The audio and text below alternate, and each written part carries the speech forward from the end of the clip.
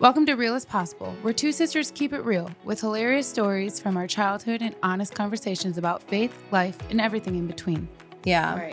Right. So Matt was saying that he was just recently put on reflux meds because he's been struggling with that for a very long time. And he now is taking reflux meds and it has flipped his life around.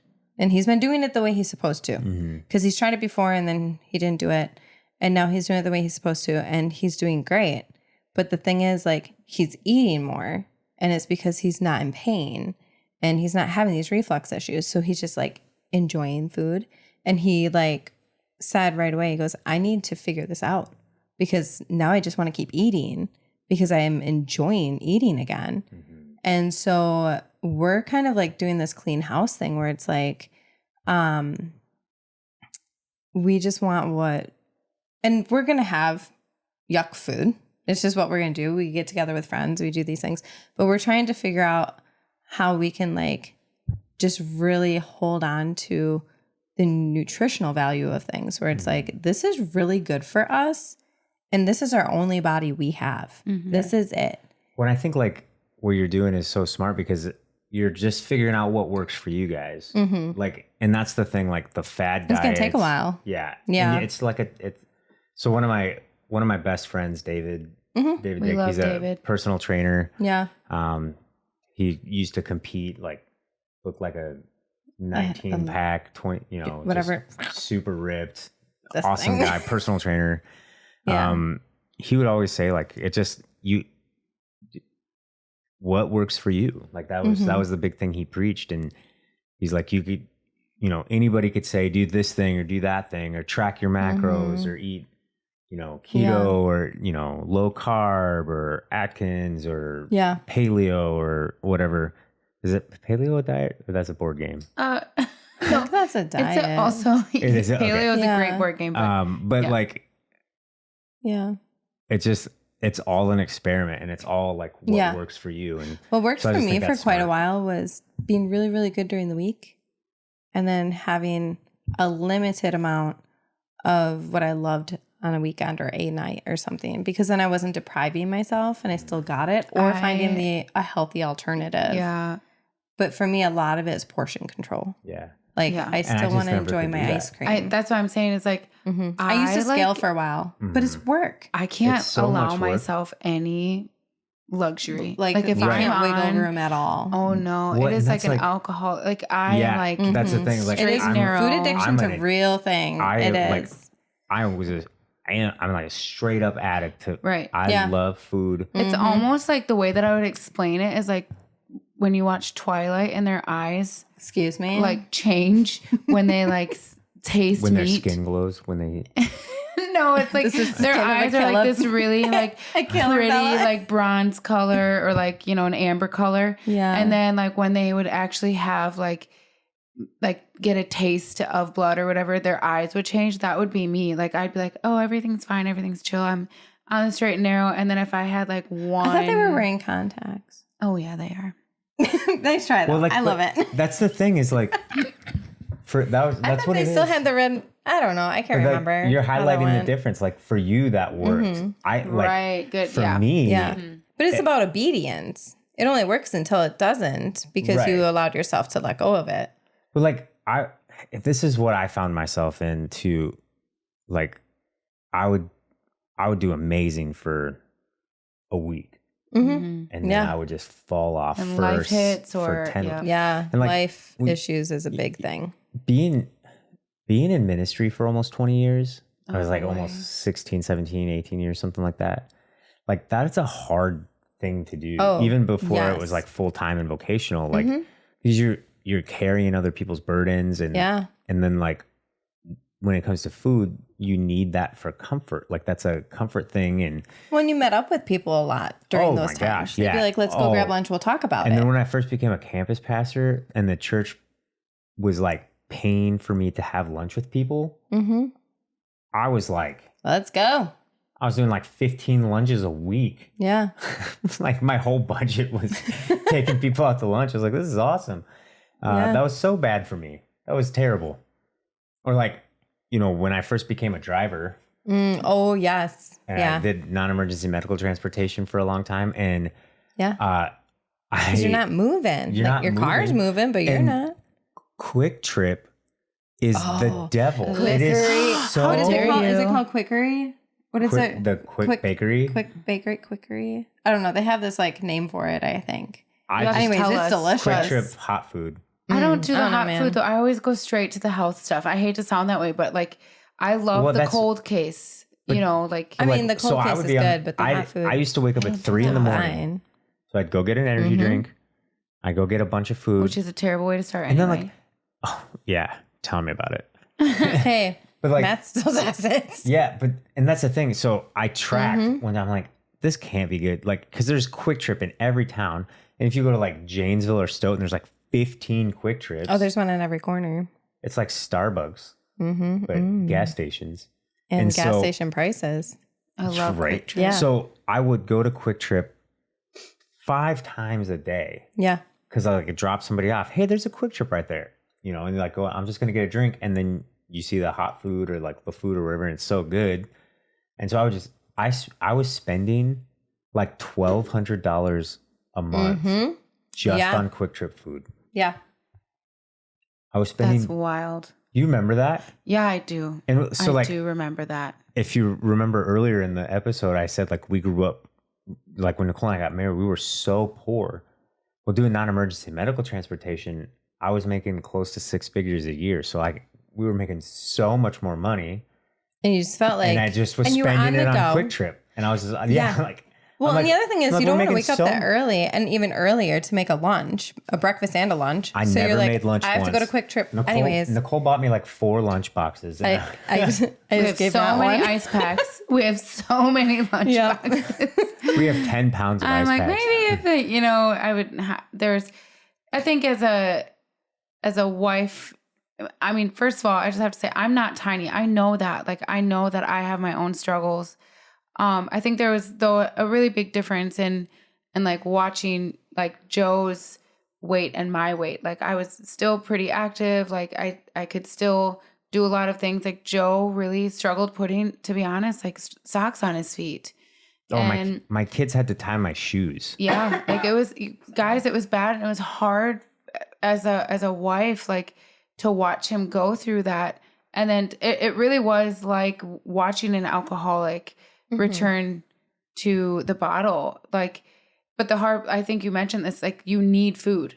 Like that's the hard part. That's the hard part about a food addiction is you need to have that to survive. And it's exhausting. It is exhausting to count calories. It is, but it's worth it. Like, if that's what works for you, or carbs or whatever, but I think it's mentally just. Dude, I want to point out, and I want to say this, like, you, like, through the process of all my struggles with weight and stuff, and like you can like say whatever you want about yourself in that, but you have always had a lot of self-control. And you, like, even to this day, like you work really hard to make sure that our kids are eating clean. And like, when people say like, oh, there's no such thing as genetic in this, like you just have to work hard. I'm like, sometimes that's just not true. Let me tell you, I think it's just so many different things that play into it for so many people. But like I've watched. Yeah. And like, so when I was going through surgery, you were losing weight too, completely unsupported by anything, and just quietly like working hard and like to support me. Well, because you guys did it together, right? Like you kind of like were like, we're going to do this together because, again, you had to do like the supporting that community. Like the pre-surgery diet. Yeah, I had to do that for a month. Nicole, and like Ed did it with me for a week, and Nicole did it with me for a week. It's just like for accountability, so I wasn't alone. But like, Nicole was like, I'm serious. Like, it needs to be stated, like, and it needs to be understood that you have worked so hard to even just maintain where you're at, and I've seen it. Like, you don't eat terrible. You don't eat a lot, and like that's just so. I don't know. I'm trying it's to a bummer. It's a bummer because it's like in my brain, I'm like, why? Again, I try to make sure that I'm having the right frame of mind where I'm like, I'm not trying to just be a size 2 and look good in these jeans. But in my mind, like I'm thinking, why am I not? At least, it is hard because you're like, I do have, not to toot my own horn. I do feel like you're right. Like I'm pretty like. Yeah, I know I'm right. I see it every day. I would say you and I have had so many conversations, and when we're together, like you show that. Yeah. You're like I could be like, well, thanks, guys. Let's grab McDonald's, and you'd be like, you know what? Let's make something here. Like that's kind of how we are. Because for me, it's just the easy, lazy way. It's like hard to like. There's nothing to show for it necessarily. Like I feel like there's, like I said, it's exhausting because my brain is always like, what am I eating next while I'm eating my current? It becomes an obsessive, it becomes like, an obsessive thing. Right. And then it gets your whole entire, what's crazy? Deflate happens. We're like been talking about this for probably an hour and I'm like super hungry now. There's a few things but we left have on the some charcuterie apples board. And how long can you see how long we've been going? I can't, but no, just stand up and look. It's on the board. Oh, well, I'm gonna get the beast mad. It's fine. He's so quiet. 52. Holy cow! It's a good conversation. We could go all day about this, really, because again, like we could even talk about the spiritual aspect, but even just like how we were raised to view food, how we're trying to teach our girls how to view food. I mean, there's a lot there that we could talk about. Food security, like societally, why it's so much easier. Like, and that is the thing. Like, it is so much easier to buy junk food because it's cheaper and it's fast. It's fast. Well, we live in such a fast paced. Right. It stores a lot. Yeah, like and we are in such a quick, fast paced world. Like I'm tired from that. Right. Well, and even just generationally, like we watched. I mean, this is, to be clear, like this is something that like generationally, my granny was so insecure about her weight, so insecure about so many things that she had an eating disorder, which then, I think my mom watched her have an eating disorder, which really mom struggled with eating disorders as well. This cat wants to be so involved. I know he's okay. And so, it's kind of like how your children are watching the way that you talk about yourself, or they're listening to the way that you like I just said, like they're listening to the way that you talk about yourself. They're listening. Like I love like what is the word? Deprecating humor. Deprecating humor. Like I just, I think it's so, I don't know. It's like fun.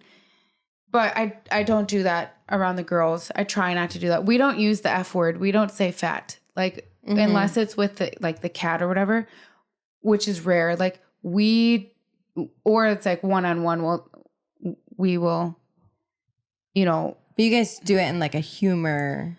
We don't even like the girls don't. Like, we just don't say it. We hate that word because I would never want my kids to ever call somebody else that. Right. Ever. Like I would never ever, that is something that they did not learn that word unless they were called that. And it was like a shock to their system because we were so careful at making sure that they didn't learn that word.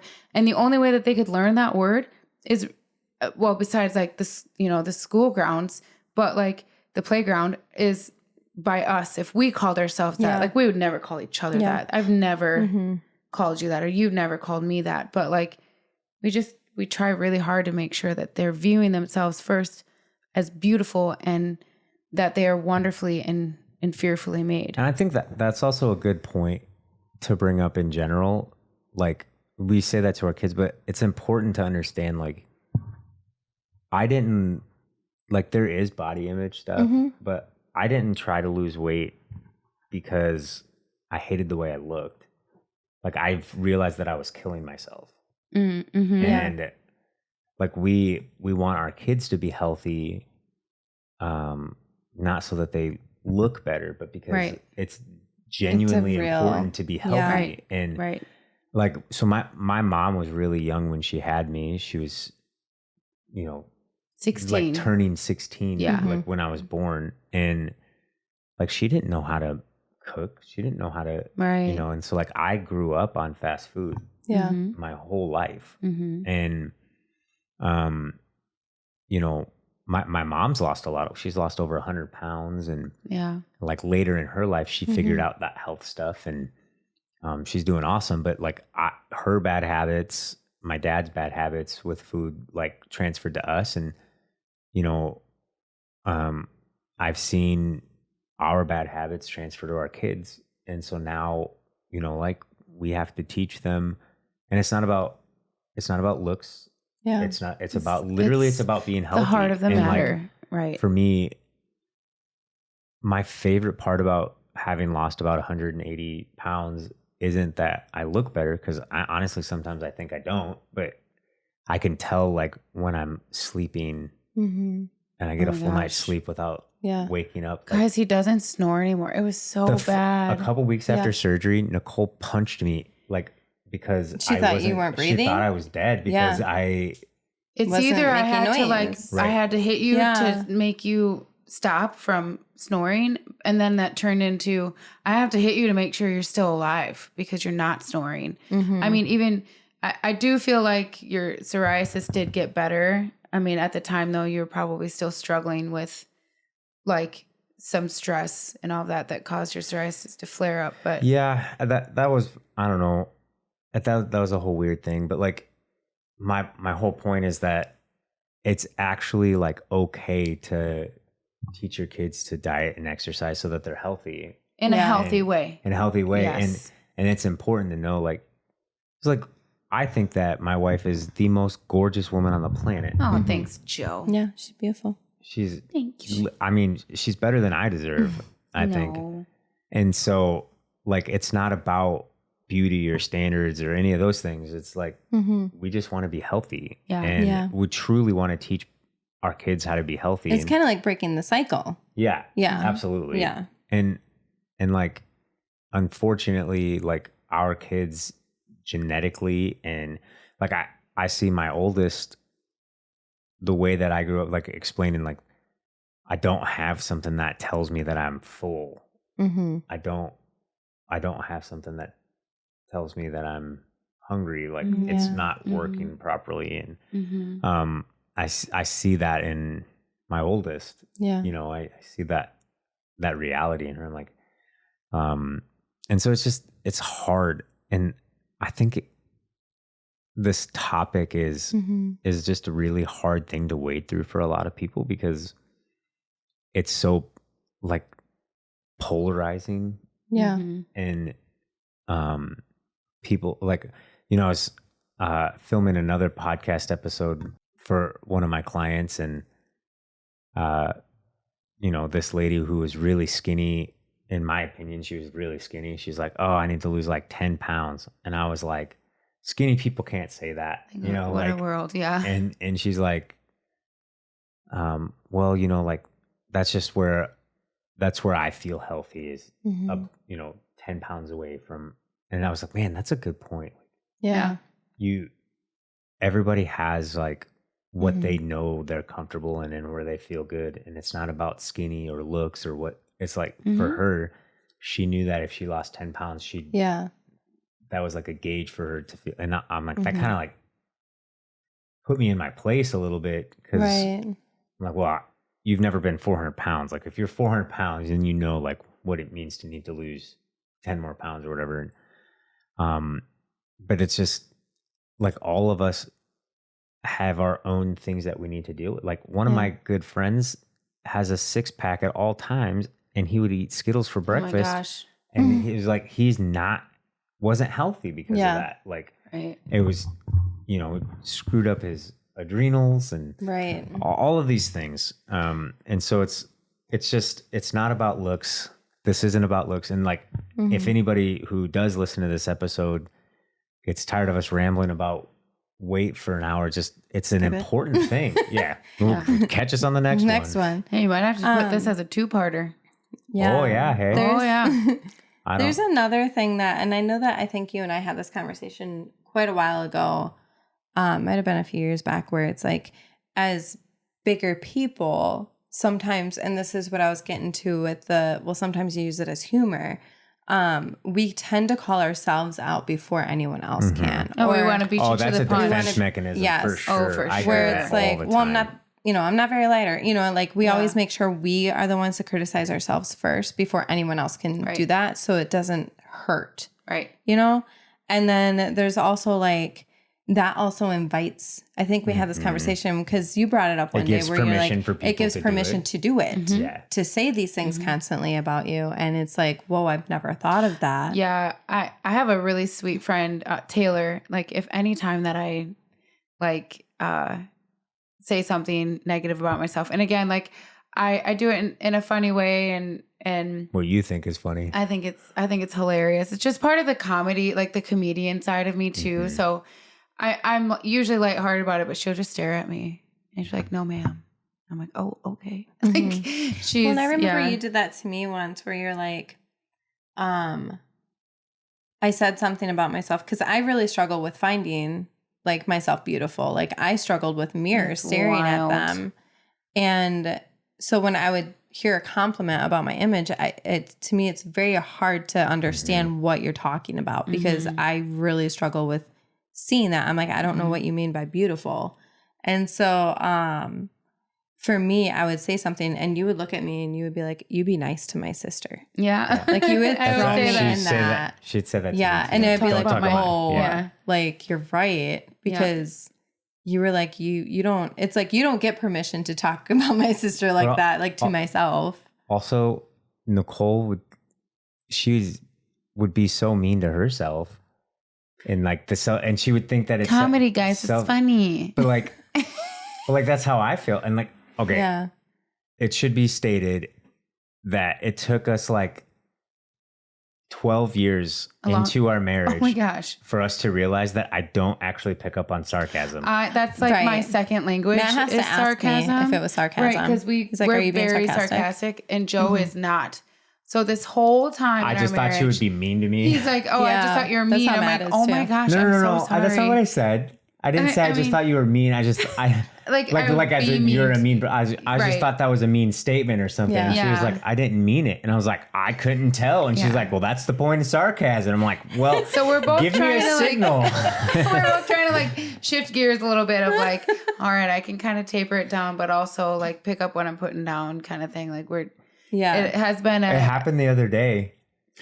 Yeah, I couldn't tell that she was sarcastic. I was downstairs. Also, the Huskers were losing, and so he already had a mood. I hadn't I stopped watching it long before that though because I couldn't do it. He was already in a mood, so I was being like a little bit probably facetious, which isn't great, but he couldn't see what I was doing and he couldn't hear, and so he was downstairs, I was upstairs, and it just like. I mean, we didn't like necessarily blow up, but it is probably the biggest fight we've had in 2 years. Yeah, because we haven't really gotten into a lot of like it was a bigger tiff than normal. I think we need to do like a couples podcast sometime. Bring Matt in. Yeah, nice. And just talk about like our greatest fights or like talk about like. I think the worst fight. Oh, we're not doing it now. Right. No. Yeah. It's so tempting.